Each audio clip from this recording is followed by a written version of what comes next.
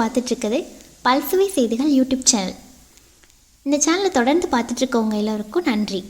இப்போ தான் புதுசாக பார்க்குறீங்க அப்படின்னா சேனலை சப்ஸ்கிரைப் பண்ணிக்கோங்க. அப்படியே பக்கத்தில் இருக்க பெல் ஐக்கனை கிளிக் பண்ணி ஆல்ன்றதை செட் பண்ணிட்டீங்க அப்படின்னா நாங்கள் போடுற ஒவ்வொரு வீடியோவோட நோட்டிஃபிகேஷனும் உங்களுக்கு வந்துடும். வாங்க ஃப்ரெண்ட்ஸ், வீடியோக்குள்ளே போகலாம்.